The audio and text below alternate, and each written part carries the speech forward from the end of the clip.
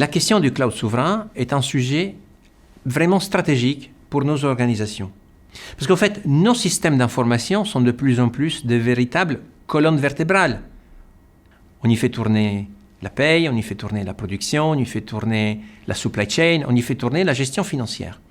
Donc quand on parle de migration vers le cloud, la question importante sur laquelle il faut s'attarder est, mais en fait, mes données vont tourner sur des infrastructures qui, très souvent, sont situées en dehors de notre pays, voire de l'Union européenne.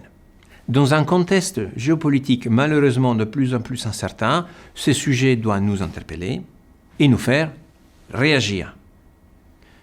Par exemple, où sont nos données? Qui contrôle véritablement nos infrastructures? Quelles lois s'appliquent à elles?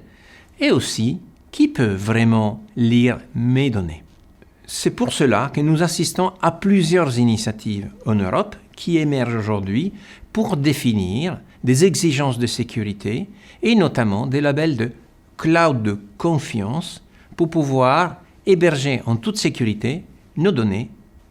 En France, nous avons déjà le label Secnum Cloud, défini par l'Agence nationale de sécurité des systèmes d'information, qui fixe un cap très haut et très ambitieux en termes d'exigences de sécurité et de protection de notre patrimoine informationnel. Par ailleurs, nous constatons que d'autres pays tendent à construire leur propre label, ce qui provoque une question de cohérence inter-nation par rapport à la fluidité de l'information à travers les frontières. Quel est le risque? Que paradoxalement, si chaque pays commence à définir un label qui lui est propre, comment pourront faire les entreprises intégrées qui, par exemple, produisent des matériaux en Allemagne, le font assembler en France et finalement le font livrer en Espagne tout au long de leur chaîne de production? Cela, évidemment, doit nous interroger. Nous considérons qu'il est donc essentiel de travailler sur un socle commun européen ambitieux en termes de protection de nos données. En fait, quel est l'enjeu pour nos entreprises et nos administrations? C'est à la fois pouvoir adopter le cloud ou intégrer l'intelligence artificielle tout en sachant protéger convenablement les données qu'elle traite, surtout sur des domaines très stratégiques comme par exemple la défense ou la santé des citoyens. À l'USF, nos adhérents nous demandent de travailler sur la résilience, la gouvernance des données et plus globalement la souveraineté numérique. Sur ces trois axes, l'USF doit se mobiliser et va se mobiliser sur les prochaines années.